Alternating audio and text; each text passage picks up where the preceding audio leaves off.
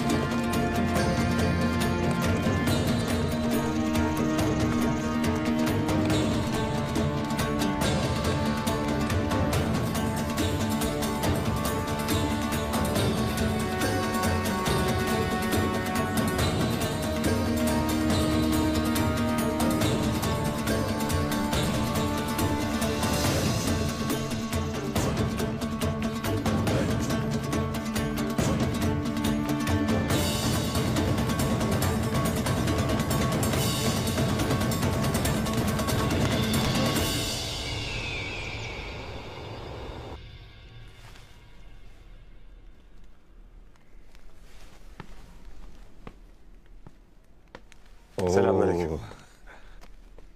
Aleykümselam. Aleykümselam. Allah yolunuzu açık eylesin. Eyvallah. Bize yine yol göründü evlat. Siz olmasaydınız bunca şeyin altından nasıl kalkardım hiç bilmiyorum. İnsan Musa olmaya azmedince Rabbim ona mutlaka bir Hızır gönderir. Kullar vesiledir. Gönderene bakmak gerekir. Eyvallah.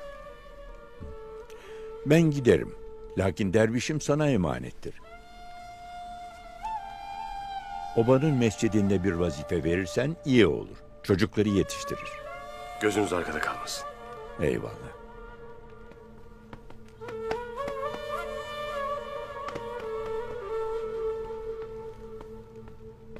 Derviş, çocuklar tohumdur. Onları iyi beslersen, iyi yetiştirirsen iyi de hasat alırsın. Unutma. Bu kutlu vazifeyi bana layık gördünüz ya şeyhim. Allah razı olsun. Emanetime sahip çıkacağım.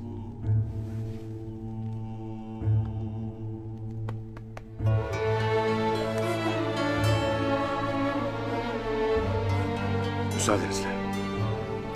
Eyvallah Ertuğrul Bey.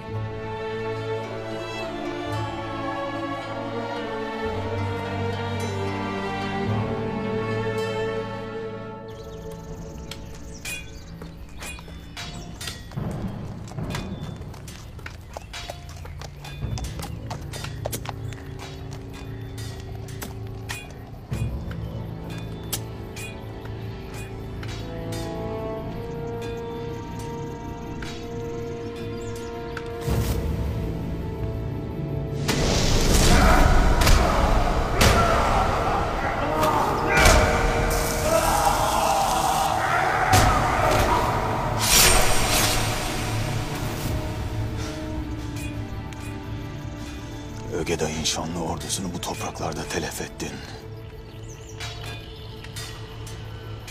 Kendi askerlerini katlettin. Bundan gayrı sana zafer değil, mağlubiyet yakışır.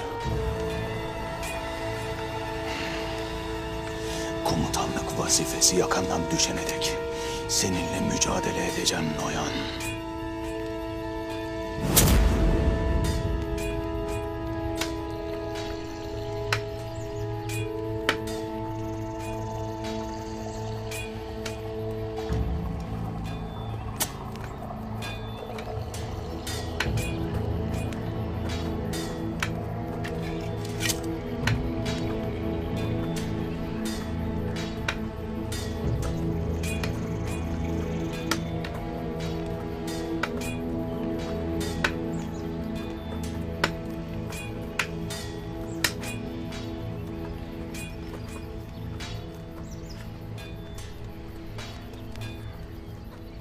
Kendi boyunu satıp Noyan'ın yanına geldiğin için mutlu musun Abdurrahman?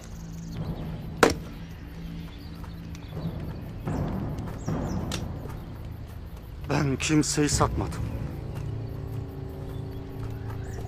Sadece Ögeday'ın şanlı ordusunda daha da yükselebilmek için buldum. Her gün ölüme yollar bizi. Gölgemiz gibi ölümle yaşarız her daim. Başarısız olup da ölürsek ne âlâ.